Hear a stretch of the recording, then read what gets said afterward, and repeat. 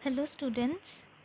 तो हम आज यहाँ पे इलेक्ट्रोकेमिस्ट्री चैप्टर के कुछ important concepts and formulas discuss करेंगे, जिससे हमें डायरेक्टली एंट्रेंस लेवल में क्वेश्चंस देखने को मिलते हैं। तो यहाँ पे हम इलेक्ट्रोकेमिस्ट्री का थर्मोडाइनमिक वे से क्या क्वेश्चंस आ सकता है वो पहले हम देखेंगे। तो उसके जो भी इम्पोर्टेंट फार्मूलाज है मैंने वो यहाँ पे टिक मार्क करके मेंशन कर लिया है। पहला वाला है जो ये डेल जी का, फिर डेल एस और डेल एच का। यहाँ पे temperature coefficient del E by del T at constant pressure, ये दोनों जगह कॉमन है। ये temperature coefficient of a cell, इससे भी हमें क्वेश्चन देखने को मिलते हैं और ज़्यादातर बच्चे इसमें कंफ्यूज हो जाते हैं। तो ये E2 minus E1 by T2 minus T1, तो हमें ये बस चीज़ ध्यान में रखनी है।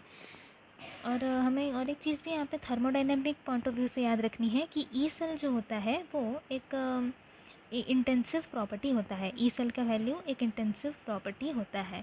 और उसके साथ ये तीन जो फार्मूलाज है, तीन फार्मूलाज को हमें ध्यान में रखनी है, इससे हमें क्वेश्चंस देखने को मिलते हैं।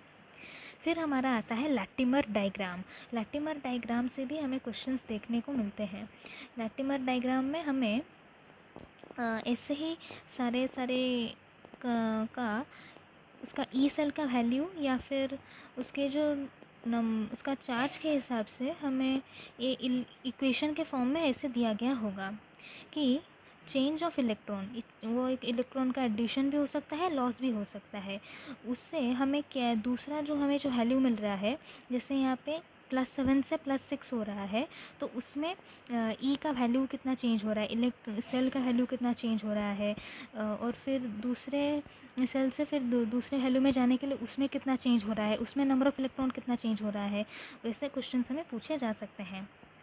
ऐसा पूछा जा सकता है कि हमें ऐसा एक इक्वेशन दिया गया हो और यहाँ पे हमें